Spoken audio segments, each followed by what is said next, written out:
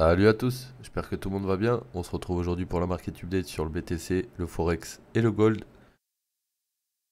Donc le BTC il est toujours dans son range, il n'a pas bougé, sauf que on a essayé hier soir de casser ce petit range du top là, tu vois on a un petit range ici, puis on a un plus gros range ici. On a essayé de casser ce petit range parce qu'on avait la value RA high et la value RA low au niveau d'ici. On a essayé de passer en dessous, puis là on a été repassé au-dessus. Donc c'était peut-être un bait. C'était peut-être un bait, mais on en aura on sera sûr que c'était un bait à partir du moment où on aura testé les niveaux qui viennent d'être créés au-dessus. Donc là, on a eu une descente. Sur cette descente, on a créé un daily level tout en haut et on a créé une POC ici. Donc, on pourrait très bien avoir quelque chose comme ça. On remonte doucement, on arrive ici, on crash, ou on arrive, on remonte ici, et de là on crash. On peut avoir ces deux choses. Sinon, on pourrait faire un autre truc, c'est repasser au-dessus du NPOC et du daily, et à ce moment-là, on irait chasser au-dessus. Mais si je regarde par rapport à cette impulsion, il nous reste des choses à aller chasser en dessous. Donc je pense qu'on pourrait faire au moins ça, avant de faire ça. Et l'objectif, si on fait ça, ça serait d'aller dans cette mèche là, ici. Tu vois, au-dessus de cette liquidité, la deuxième bougie. Donc ça serait bien qu'on revienne là-dedans. C'est aligné avec le POC précédent. Donc regarde, hop, hop. On serait parfait là. Donc je vais mettre une alerte ici, parce que je l'ai pas celle-là. Au moins, on sait qu'on a un gros niveau dans cette zone. Donc, dans le cas où on a un retest de Spock là, ça pourrait être une putain d'entrée en longue pour le prochain mouvement. Maintenant, attention, vu qu'on n'est pas encore là, attention à ce qu'on va faire dans ce range, parce qu'on a créé une POC ici, un daily ici, on pourrait très bien revenir dans cette zone et crash ensuite. Ok? Donc faites attention. Allez voir le gold. Le gold, donc bullish, hein, bien bullish. Il y avait un retracement hier ici pour reprendre, enfin pas hier, mais c'était quand ça? Vendredi 10. Ouais, donc il y a un petit moment. On va regarder en 15 minutes, ce sera plus pertinent.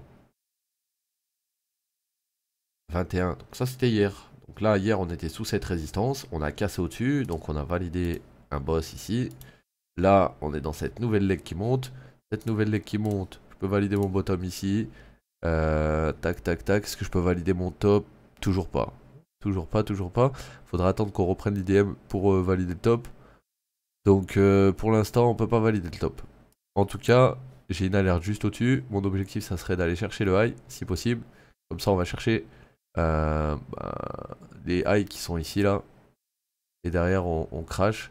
Et c'est pas obligatoire d'aller chercher les highs. C'est-à-dire que si là, il lose solo, 2190, ça va être compliqué d'aller chercher au-dessus, puisqu'on aura cassé le price action dans la zone d'engineer liquidity de cette leg. Ici. Donc faut faire gaffe. Faut faire gaffe. Ici, on est en 15 minutes. L'IDM est là, la POI est là. Donc on pourra revenir ici avant de repartir. C'est ça le truc. On pourra revenir ici là. Ça c'est la décisionnale. Donc si jamais on a une ABC, elle peut revenir là-dedans. Et si jamais on a un plus gros dip, on pourrait revenir là-dedans. Donc là vous avez les deux POI pour relong. Je veux pas entendre parler de short tant qu'on est bullish.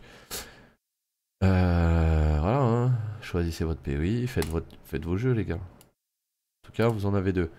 Ici l'IDM, ici la POI sous l'IDM, ici l'Engineer Liquidity, la POI sous l'Engineer Liquidity.